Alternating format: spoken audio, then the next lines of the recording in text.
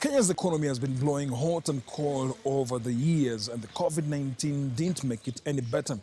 And according to Central Bank of Kenya Governor Patrick Njoroge, Kenya's economy is poised to grow at 5.7% in 2022 compared to 7.5% in 2021. Now, key drivers of the industry, of course, the main indicators show that education system, transportation, hotel industries are now back from the shackles of COVID-19.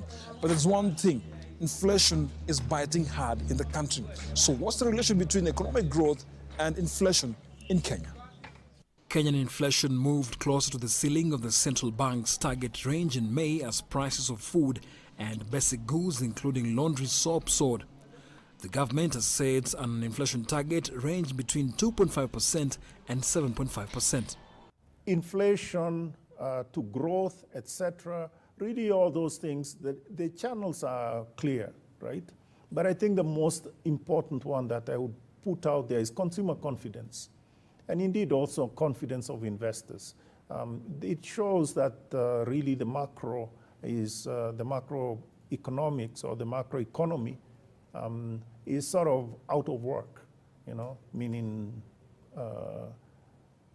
weak. According to the Kenya National Bureau of Statistics, the annual inflation rate climbed to 7.1% from 6.5% in April. That's the highest level since February 2020. Experts warn the high cost of living is now being felt across the country. Our economy is designed in such a way that there's a small proportion of people that you can almost say hold quite a big chunk of our GDP or our economy. Then there's these many people who benefit or have a very small proportion of it. And now those are the people who, when they hear that the economy is growing by 5.7%, wanashanga, they wonder what you're talking about. Because for them, money is less and less in their pockets.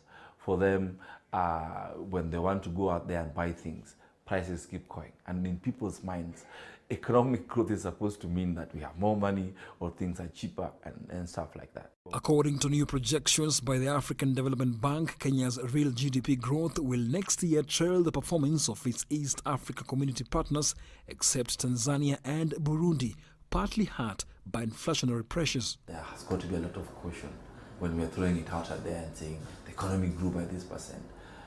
Let's come down to looking at these basic things that affect people's lives. Have incomes increased, have more meaningful job opportunities increased.